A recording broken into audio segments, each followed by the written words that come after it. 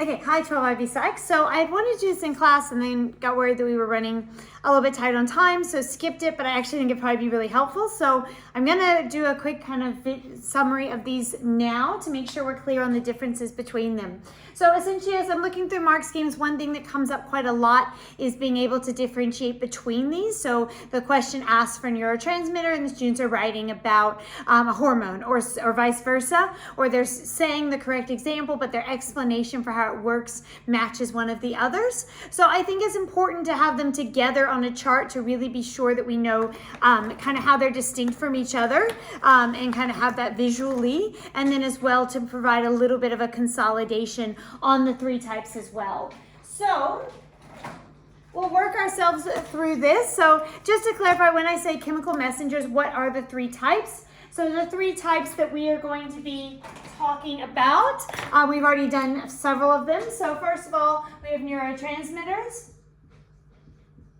And that's what you did kind of before exams. Then what we've added so far is hormones. And then what we're going to kind of pick up today and into next term is going to be pheromones. I'm going to give a little bit more space between, I think.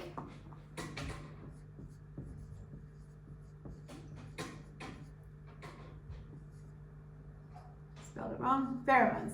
Okay, so those are the three, and they're actually kind of strangely placed a little bit differently in that neurotransmission is its own kind of dot point, and then hormones and pheromones are placed together.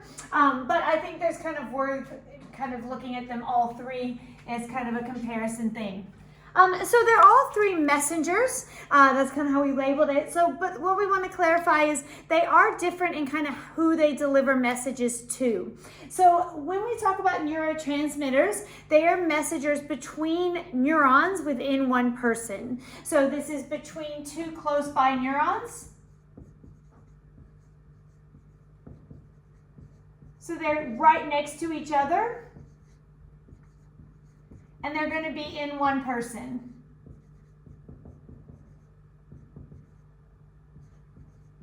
Or we should probably say individual, because we want to cover our animal studies and so forth. Okay, so close proximity, same individual. Hormones, we're still going to be communication within one individual, but now it's going to be between two body parts that are further apart. So this time it's going to be between different body type organs.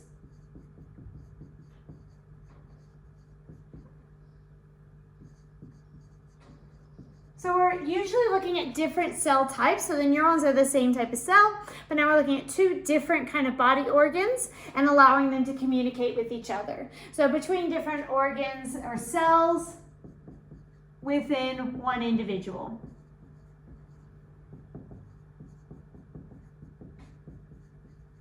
And then when we say pheromones, we're going to struggle to have as good of a concise definition because they are a little bit more ambiguous in humans. But if we talk about them specifically in terms of other species, they're again going to be a chemical, not unlike a hormone, so a lot of times very similar structurally. But this time, instead of it being within an individual, this is actually going to be between individuals. So this is going to be for communication between individuals of the same species.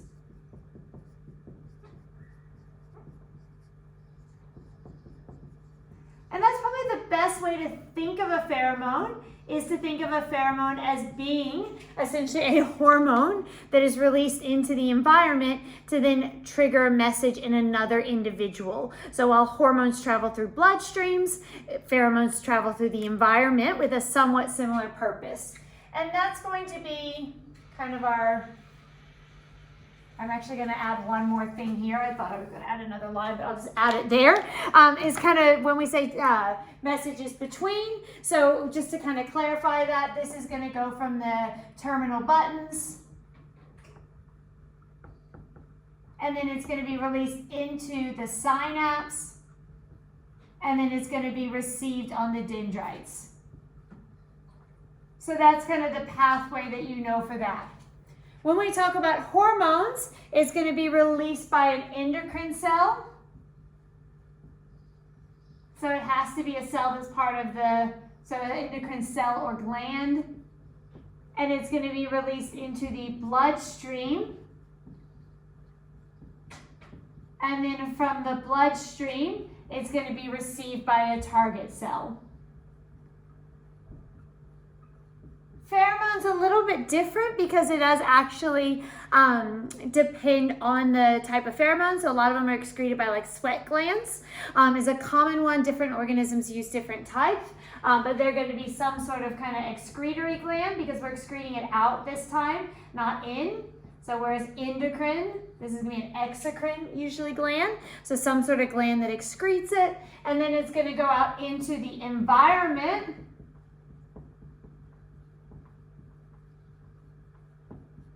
And then it's going to be received by kind of the olfactory system of the receiving organism. So the receiving organism, by definition, pheromones are detected through olfaction or through smelling. So it's going to be processed. So it's going to be received by kind of sensory neurons.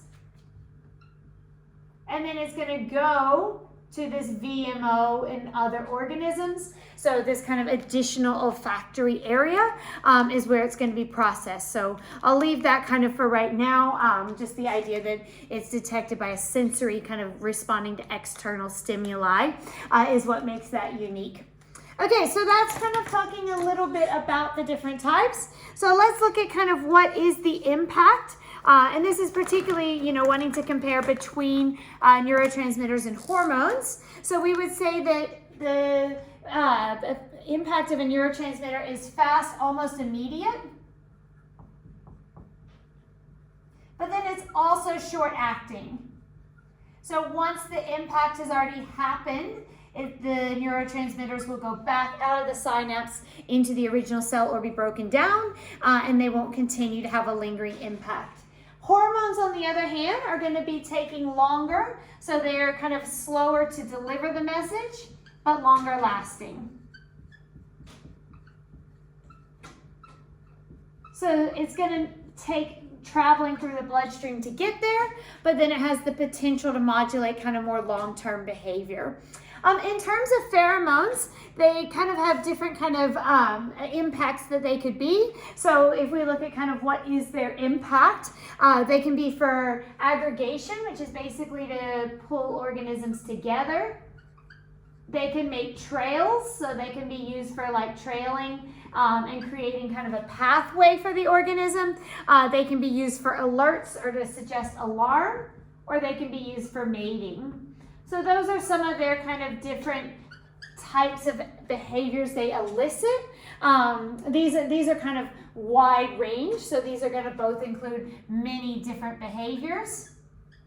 So we can't really narrow it down to one, but they're usually, again, fairly kind of short-acting, immediate messages, and saying these we're going to look at many behaviors that are involved in hormonal control. So that's not going to be able to be simplified like that would be, because there's so many different things. Let's look at kind of categories. And this is not going to be as big of one on hormones, but we will mention it briefly for the other two. So what are some of the different types of it that we have talked about?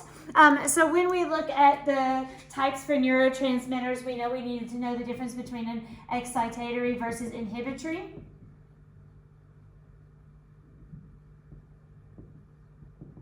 And we know that an excitatory is going to cause the firing of a new action potential. And this is going to actually stop a further action potential from being delivered. Again, and some of you wrote really good explanations about that in a short answer question. Probably don't need super much detail on it, other than to be able to potentially identify something like acetylcholine is an excitatory neurotransmitter that elicits kind of a response. Same with serotonin, those are excitatory ones. So you can kind of know that. For hormones, this is just a little bit of an IB bio kick, but we do have steroid versus peptide hormones. But you do not need to know that for psych. I'm just writing IB bio only. So you will learn that distinction, and so many of you are in bio, we might as well put that down, but you do not need to know categories. And then for the actual pheromones, there are two categories that we've looked at. So they're kind of signaling versus primer.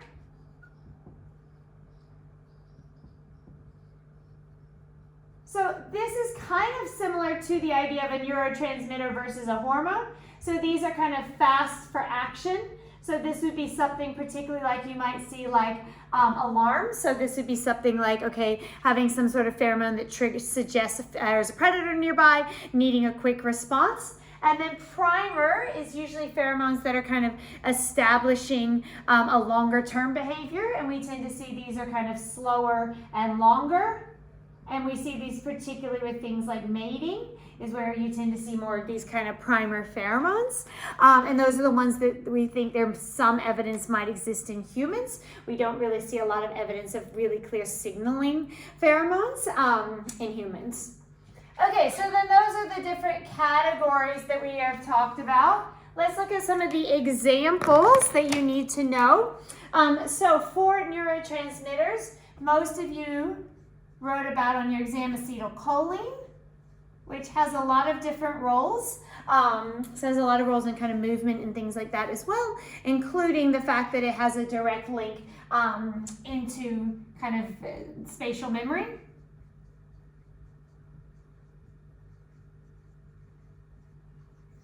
Then the other one that you knew that was an inhibitory one is GABA. And that's actually an inhibitory one related to kind of looking at kind of processing and consolidation of kind of information. So similar to memory, but maybe a little bit more to kind of memory consolidation and kind of ability to focus. Generally the responses, like unless you have to write on inhibitory, I found the responses were a little bit more all over the place on that one. So if it gives you a choice, which I haven't seen one that made you write on inhibitory, I would probably avoid that because they're a little bit harder to explain their impact directly on behavior. And then serotonin. And so we talked, serotonin has a lot of different impacts, so it's going to be related to depression. We're going to talk quite a bit about an abnormal, but we also looked at it in terms of kind of helping behavior and aggression. So those were some of the studies we added on serotonin. So dopamine's really interesting, plays a role in addiction, but there just gets to be so many studies we can do. So we'll stick with serotonin because it will come up during abnormal, so it's probably worthwhile. In terms of hormones, what we talked about was adrenaline as our primary hormone that we talked about, and that was in charge of our fight or flight response. And then the other one that is going to come up a bit with animal studies, and it's also just really interesting, is oxytocin, which is related to kind of attachment and bonding. And there's lots of really interesting studies on that. So some textbooks actually kind of focus on that. So that's another one to really look at. Another possibility is you could look at testosterone. And there's been some studies linking that to aggression and so forth. But this was kind of the main one that we talked about. And then here, essentially, depending on which direction you want to go, those are the ones that we talked about. Okay, and then in terms of pheromones, there's a lot of different kind of stuff. The easiest thing is to stick to these two chemicals that are found in sweat that we know play a role in sex hormones because they are essentially kind of precursors that kind of trigger the release of sex hormones. So they are our best guess as to what could be a pheromone. They act as pheromones in other organisms. So I'm gonna hold my paper to make sure I spell it right because they are not fun. So androstenedione. Hideous. A and D. I am fine with you calling it A and D. If you would like to memorize the longer one, great. And then there's a one in females, estrotetraenol, EST. So this is going to be the one that's emitted by biological males. and that's the one that's going to be emitted by biological females. We'll talk a bit more. There's a couple other things that are interesting. So we're going to do that as kind of our main ones, but we're going to do a study later when we get to genetic stuff, looking at kind of potentially proteins that are related to your MHC genes that we excrete through our urine, as possibly being another one that could be doing a similar thing of sending messages between individuals. And there are other things in terms of related to breast milk. So are there pheromones in the smell of breast milk that do not fit into either of those two categories? So those are definitely not all, but they're a good starting place.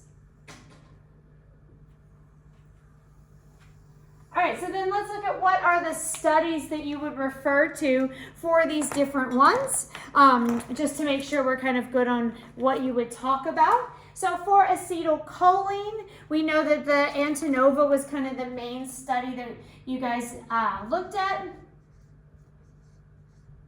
And that's going to be for acetylcholine. And remember, that's going to actually, one really important thing to note on that is that actually uses an antagonist, which is the scopolamine.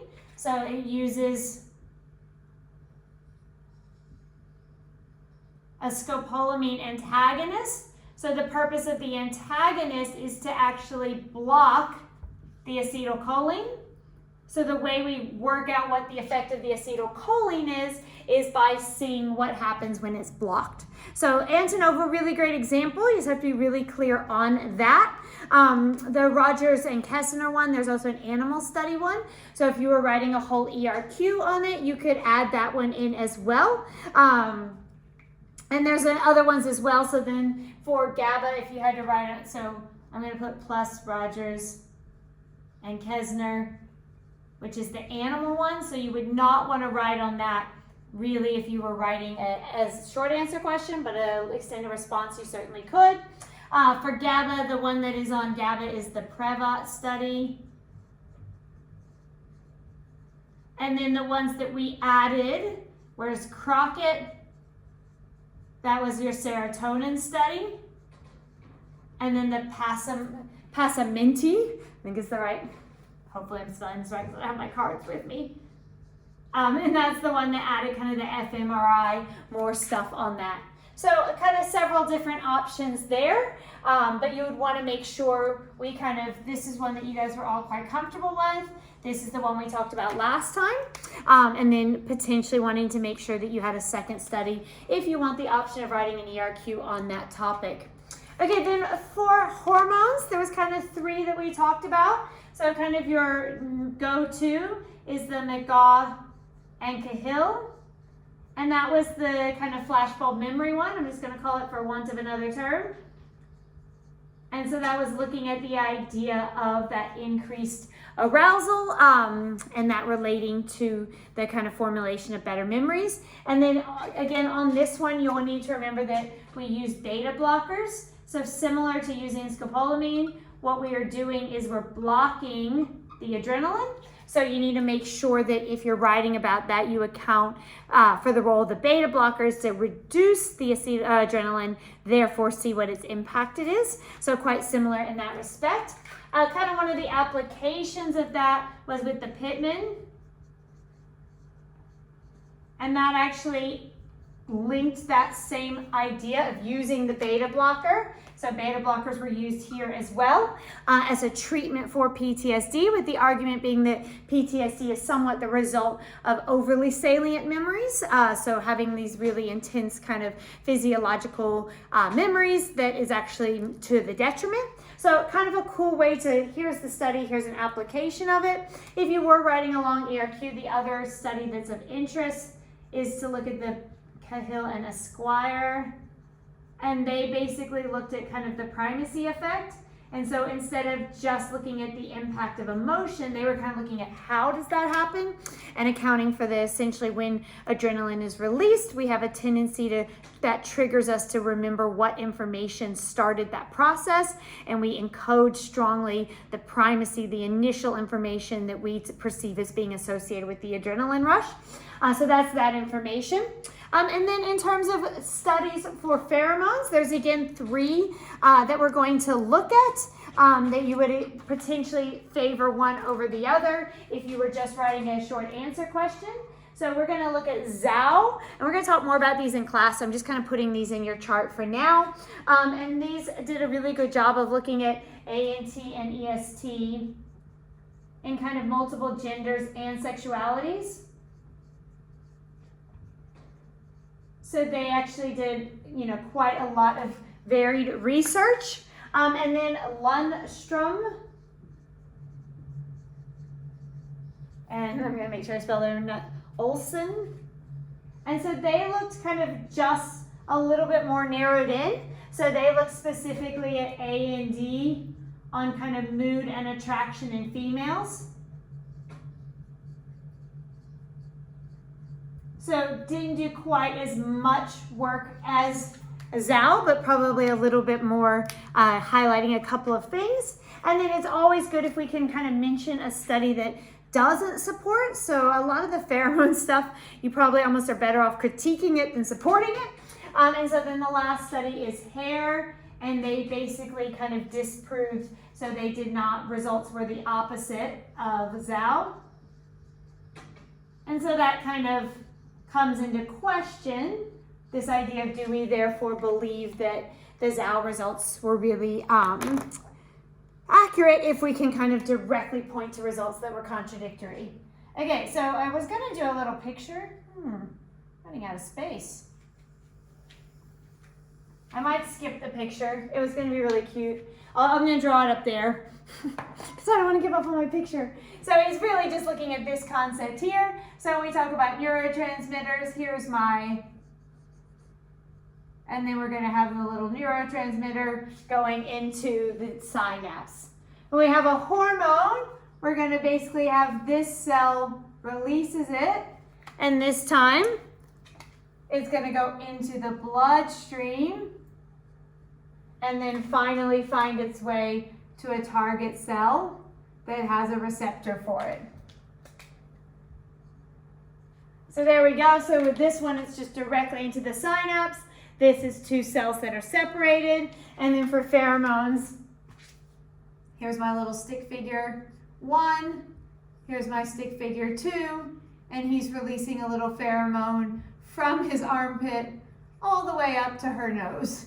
So there's my little pheromone diagram. So very, very silly, but if you can try to remember, close by neurons travel via bloodstream, released into the environment.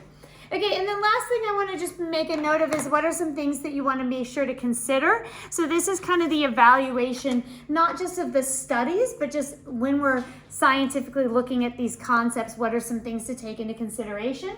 So one problem with neurotransmitters is we cannot directly measure.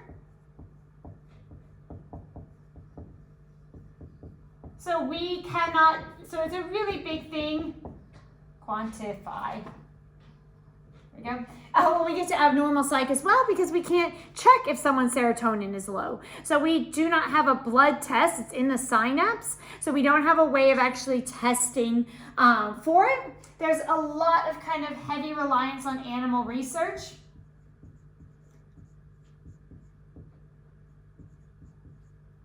So a lot of the background research is related to animal research, which calls into question kind of, can we make those connections? And then this idea, which will come up quite a bit when we do abnormal, is this concept of bidirectional ambiguity. So for instance, if we say serotonin is related to mood, can we say, okay, well, is it that serotonin increases your mood or low mood causes the decrease in amount of release? Some of these studies that are done with these kind of with some of the antagonists are helpful because they do actually let us kind of see what happens if we change it. Same with both of these studies. So remember the serotonin one, the Crockett actually uses SSRIs, And then the Passamenti one uses the tryptophan drink. So trying to manipulate it in some way. So some of these studies help us with that. Probably the main thing to really be clear on is this first one, is that we can't really say for sure, even like, did the SSRI definitely increase serotonin? Did the tryptophan drink definitely decrease it? So our inability to directly measure it is problematic when it comes to those. I should have drawn this first. All right, for hormones, what are some of our considerations there? So we can actually record these directly. So these are kind of easier to use with humans.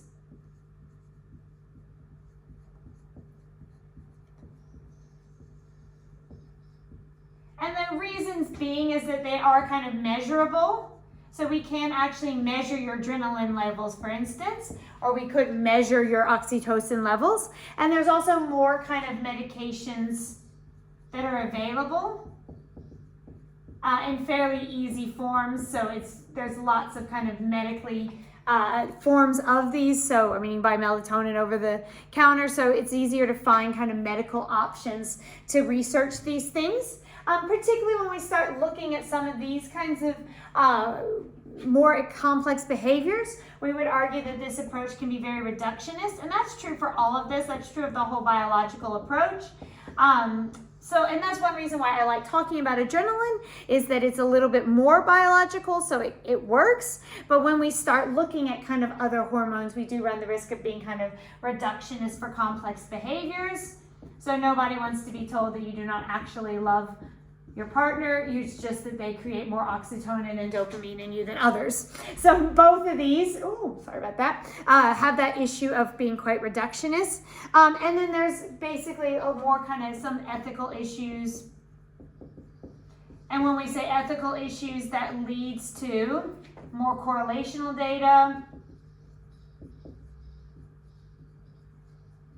So it's hard on some of these things to manipulate, and so as a result we're doing more kind of measuring. If your level is high, then what does that mean about that? Having said that, some of the beta blocker stuff is pretty impressive, so that's one reason why I like doing that. We generally have a harder time manipulating oxytocin and things like that, so that's one reason, that's one benefit of that. And then lastly, what are some of our, and so these considerations again are separate to your individual study ones. These are just things to take into consideration. And I do think, some of these thoughts here about kind of the idea of reductionists, not being able to directly quantify, those are just things worth saying if you're talking in general, that those are like an overall weakness in this kind of research area. So again, with this one, we have lots of animal research. So, and particularly the animal research is hard to apply.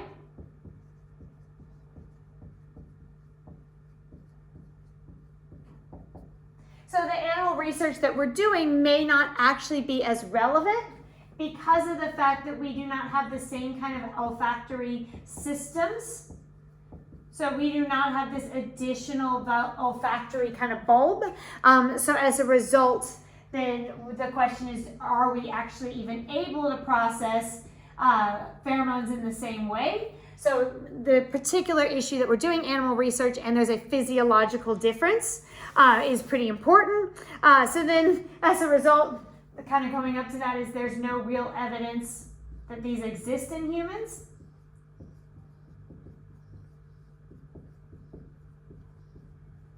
So we do know that there are some in other animals.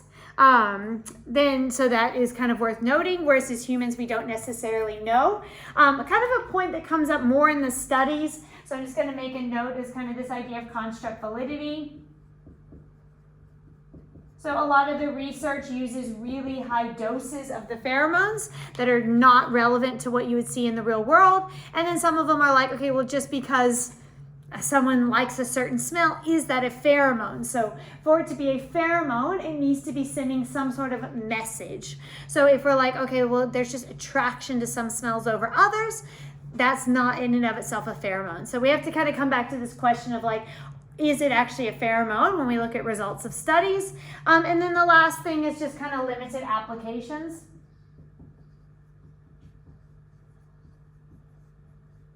So where we can say here that there probably are a fair amount of applications, so even just talking about looking at PTSD treatment, potentially at looking at serotonin levels and relating that to aggression. So when we talk neurotransmitters and hormones, there certainly are links that suggest they could have some valuable applications. When we talk about pheromones, they tend to be, if anything, more kind of manipulated by marketing, and so the applications are not as helpful.